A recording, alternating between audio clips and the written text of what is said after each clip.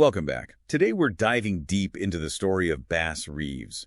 But we're looking beyond just the biography, the legend. Right. The real focus here is how his actual job, his institutional power as a Black U.S. deputy marshal wasn't just notable despite the racism of the time. It actively challenged it, systematically even.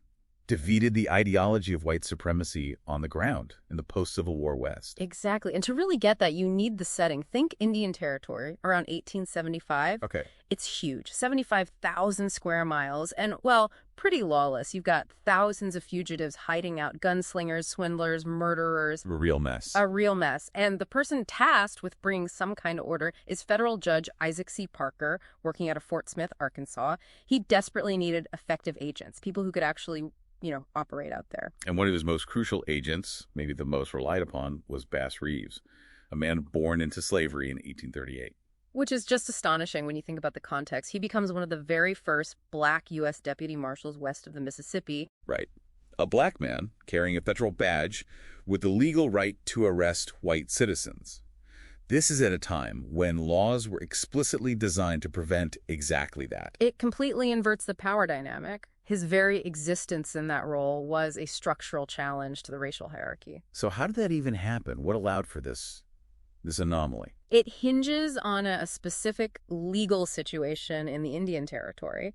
Tribal courts, they only had jurisdiction over their own citizens. Okay, that makes sense. But most of the criminals flooding in were non-tribal, mostly white fugitives escaping the states. And the only authority over them was the distant U.S. federal court in Fort Smith.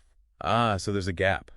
A jurisdictional vacuum. Precisely. And you needed federal marshals to bridge that gap. That was the only way to enforce federal law there. And Reeves was perfectly positioned for this. Uniquely qualified. Remember, he escaped slavery around 1862 and lived among the Seminole and Creek tribes for years. Right, I read that. He learned tracking skills. Vital skills. And crucially, several Native American languages. This wasn't just stuff you could learn quickly. This was deep frontier knowledge. So the federal government, needing someone effective in this chaotic territory, they essentially had to rely on him.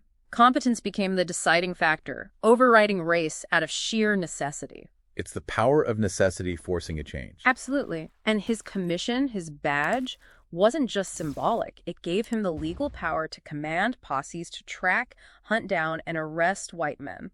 Every arrest, every warrant served to a white outlaw. Was a direct physical refutation of that core racist idea that Black men couldn't or shouldn't hold authority over white men. But it wasn't just the badge, right? It had to be backed up by result. Oh, completely. His authority was cemented by his sheer competence.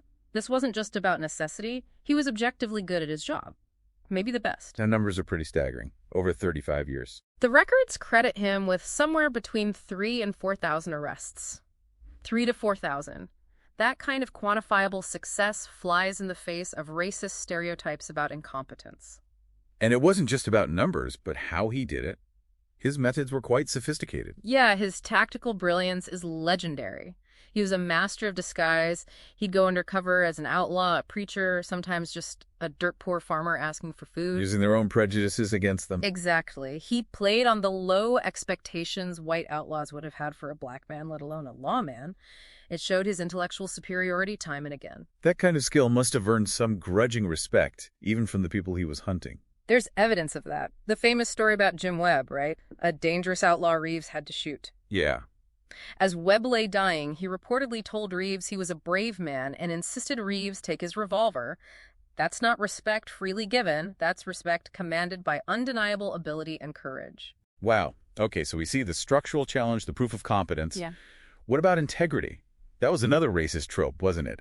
That Black people couldn't be trusted with impartial justice. The ultimate test of that came in 1902. He received a warrant, maybe the hardest he ever had to serve. Which one was that? For the arrest of his own son, Benjamin Reeves, who was wanted for murder. His own son. His own son. And Bass Reeves didn't hand it off. He personally hunted down his son, arrested him, and brought him back to Fort Smith to stand trial. That's incredible. Placing duty and the law above even the bond between father and son. It's the ultimate moral statement. It completely demolishes that racist premise. He proved, in the most difficult way imaginable, that he administered justice impartially, without fear or favor. So even after he left the Marshal Service, that reputation stuck. Oh, yeah. He later became a city police officer in Muskogee, Oklahoma. This is 1907 to 1910, in a segregated town. And his authority held. Unquestioned. He famously boasted, "There was never a crime on my beat." People knew who he was. It's such a powerful documented story of a true American hero. Which brings us to a final thought. Right, the Lone Ranger connection. Yeah.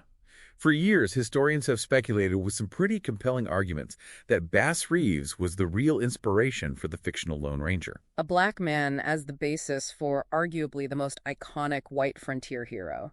So the question for you to think about is, what does it mean if America's archetypal frontier hero was inspired by a black man, but that part of the story got, well, erased, whitewashed? What does that narrative transfer tell us about how we grapple with, or maybe try to avoid, the profound implications of stories like Bass Reeves's?